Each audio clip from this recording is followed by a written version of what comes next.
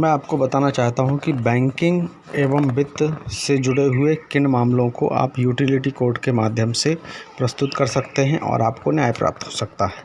विभाग जिन्हें सम्मिलित किया जा सकता है उसके अंतर्गत राष्ट्रीयकृत, अनुसूचित, बहुराष्ट्रीयकृत बैंकें हैं, गैर बैंकिंग वित्तीय कंपनियां हैं, चिट फंड और अन्य म्यूचुअल फंड कंपनियां हैं,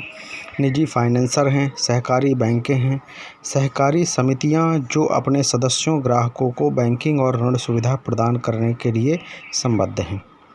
अब किन विवादों या मुद्दों को जिनके लिए इस सेवा के अंतर्गत सम्मिलित किया जा सकता है और आप चाह सकते हैं, उनमें बैंकिंग सेवाओं में कोई कमी की गई है, सहमत ब्याज दर से अधिक ब्याज दर का जो शुल्क है वो लिया गया ब्याज का आपसे, लाकर आदि के लिए बीमा के लिए जो प्रावधान है उनका अभाव है, दोषपूर्ण एटीएम सेवाएं की गई हैं, उधारकर्ता द्वारा वाहन के संबंध में उधार की किस्तों के भुगतान में डिफ़ॉल्ट होने पर फाइनेंस कंपनी द्वारा वाहन को बाहुबल से उठा लिया जाना जो है, ऋण की मंजूरी के पहले रिक्त चेकों की प्राप्ति, दिनांकित चेक की प्राप्ति पर उधारकर्ता के खाते में कोई शेष राशि हुए बिना दिनांकित चेक का प्राप्त कर लिया जाना, अपने ग्राहकों को ब्याज दर में वृद्धि या कमी संबंधी कोई सूचना से अवगत रहने का जो है प्रक्रिया उसके अंतर्गत बैंक ने विफलता की है, विभिन्न सेवाओं के संदर्भ में ग्राहकों को बिना किसी पूर्व सूचना और नियम और शर्तों के संबंध में कोई परिवर्तन कर दिया गया है। तो इस तरह की जो बैंकिंग और वित्त से जुड़ी हुई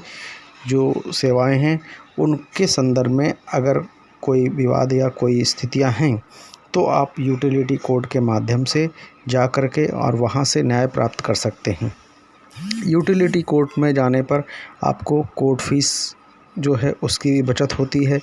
और यूटिलिटी कोड से शीघ्र न्याय प्राप्त होता है। लंबी जो न्याय प्रक्रिया है, लंबे अरसे तक मामले चलना और उनमें फिर जो प्रक्रियाएं हैं उनसे भी बचत होती है। तो ये जानकारी आपको मैंने यूटिलिटी कोड के माध्यम से बैंकिंग और वित्त से जुड़े हुए मामलों को आप ले जा कर के किस तरीके से न्याय प्राप्त कर सकते हैं, सुलभ न्याय प्राप्त कर सकते हैं, तो ये जानकारी आपको मैंने दी। अगर अच्छी लगे लाइक करें, शेयर करें, कमेंट्स करें, सब्सक्राइब करें